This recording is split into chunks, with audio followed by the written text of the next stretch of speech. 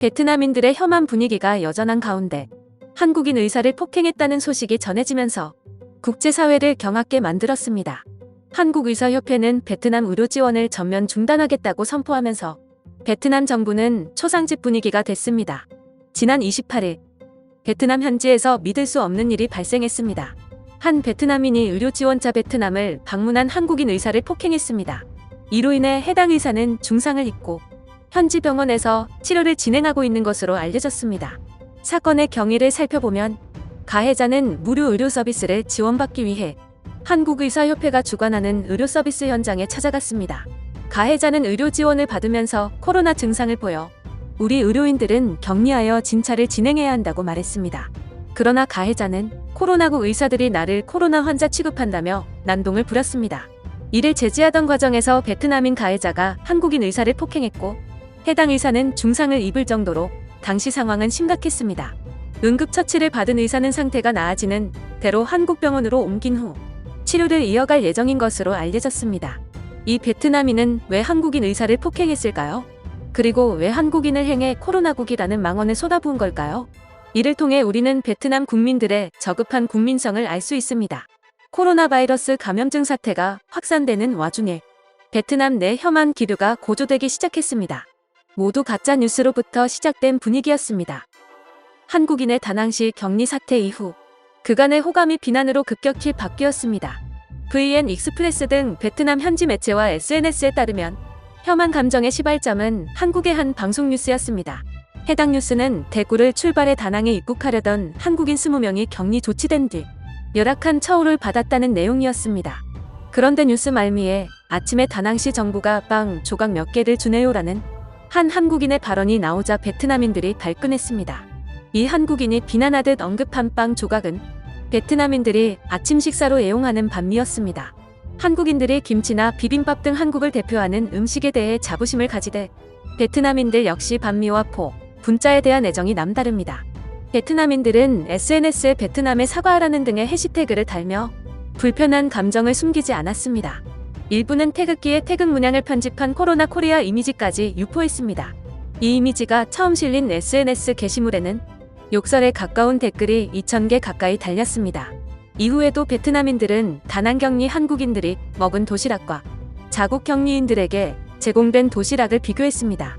돈 많은 나라라고 유세 떠는데 너희들은 이미 좋은 대접을 이미 받았다는 등의 비판을 이어가기도 했습니다.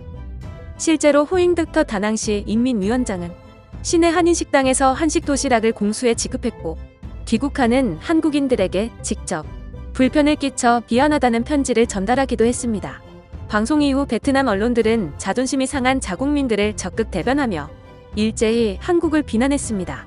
특히 이 과정에서 한국인 승객들이 폐병원 대신 다른 격리시설을 요구해 다낭시가 4성급 호텔을 준비했다는 등의 잘못된 정보가 베트남인들을 더욱 자극했습니다.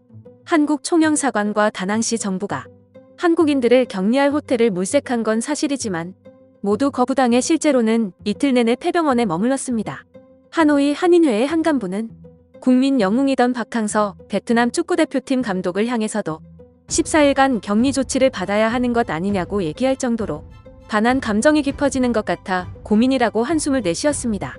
악화된 혐한 기류는 한인들이 밀집된 일부 아파트 단지에서도 여실히 확인됩니다. 한국인 전용 엘리베이터를 지정하는가 하면 승차 공유 서비스 그랩 차량들이 한국인 탑승을 거부하는 사례도 나타났습니다. 일부 현지 음식점은 한국인의 출입을 금지했고 빨래 배달 등 한인 상대 서비스도 일부 중단됐습니다.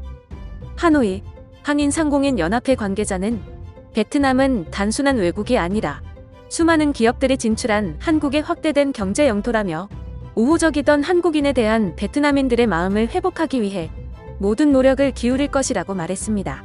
그러나 모든 것이 가짜뉴스로 밝혀졌고 가짜뉴스에 호도된 베트남인들은 혐한 분위기에 휩쓸려 한국인 의사를 폭행하는 불상사를 만들어낸 것입니다. 이 사건 이후 한국의료인협회는 베트남의 모든 의료 지원을 중단하겠다고 선포했습니다. 의료 지원에는 무료 봉사까지 포함되면서 베트남 정부를 초상집 분위기로 만들었습니다. 최근 코로나 감염률이 다시 높아지면서 베트남 관광산업에 비상이 걸렸습니다. 베트남 정부는 방역 정책을 철회하려다가 긴급하게 다시 정책을 실행하겠다고 밝혔는데요. 이 계획에는 한국 의료 지원 내용도 포함되어 있었기 때문에 방역에 큰 차질이 생길 것으로 보입니다. 실제로 한국 의료 의존도가 상당히 높은 베트남이기 때문에 그 여파는 굉장히 클 것으로 예상됩니다. 전문가들은 베트남의 의료 시스템 자체가 붕괴될 수 있다고 전망하기도 했습니다. 한 전문가는 베트남의 한국 의료 의존도는 전체 의료 서비스 중 60% 이상을 차지할 정도로 크다. 특히 베트남 국민들의 소득 수준으로는 돈을 내고 정식으로 의료 서비스를 받을 수도 없기 때문에 한국의 의료 서비스 지원이 무엇보다 중요하다고 말했습니다. 그러면서 이 지원이 중단될 경우 베트남 국민의 50% 이상이 제대로 된 의료 서비스를 받을 수 없게 되고 방역 관련 물품도 모자라게 되어 베트남 의료 서비스가 붕괴될 가능성이 굉장히 높다고 경고했습니다. 그러나 한국의사협회는 단호하게 베트남을 거부하고 나섰습니다. 베트남 판민진 총리는 최근 한국의사협회에 면담을 요청한 것으로 알려졌습니다. 원래 계획 중이었던 방역 지원 서비스를 논의하면서 최근 있었던 불미스러운 일에 대해 사과하려는 것이었습니다. 그러나 우리 의사협회는 더 이상 베트남과는 인연 맺을 일 없다고 선을 그었습니다. 의사협회 관계자는 의사에게 불만을 이야기할 수는 있어도 폭행하는 것은 전 세계 어디에서도 있을 수 없는 일이라며 베트남의 혐한 분위기는 어느 정도 알고 있었지만 한국 의사들은 인도적 차원에서 베트남 지원을 간 것이다.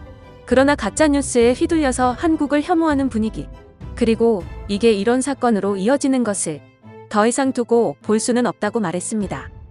베트남 국민들도 뒤늦게 혐한 분위기를 잠재우려고 노력 중입니다. SNS에서는 한국 돌아와 주세요. 한국인들에게 사과합니다와 같은 해시태그가 빠른 속도로 퍼지고 있습니다. 뒤늦게 한국을 붙잡기 위해 안간힘을 쓰고 있다는 겁니다. 그런데 이 효과가 어느 정도나 될까요?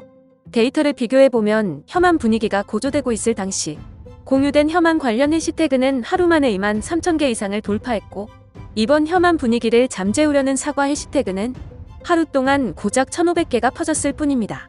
해당 뉴스가 퍼지면서 다른 나라 의사협회에서도 베트남 의료 지원을 중단하겠다는 분위기입니다. 미국 의사협회는 의료는 봉사다. 봉사인을 폭행한 것이나 다름없기 때문에 베트남은 봉사를 받을 자격이 없는 나라라고 밝혔습니다. BBC는 해당 소식을 전하면서 저급한 인식이 저급한 문화를 만든다. 베트남은 넘지 말아야 할 선을 넘었다. 한국의 수준 높은 의료 서비스는 베트남인들에게 너무 과분하다며 베트남을 비판했습니다. 한국이 없어지면 좋겠다던 베트남은 결국 자신들의 바보 같은 생각에 오히려 자신들의 삶을 피폐하게 만들고 있는 것입니다. 베트남 정부와 베트남 국민들 모두 현명하지 못한 상황. 그들은 언제쯤 정신 차릴 수 있을까요? 제가 준비한 소식은 여기까지입니다.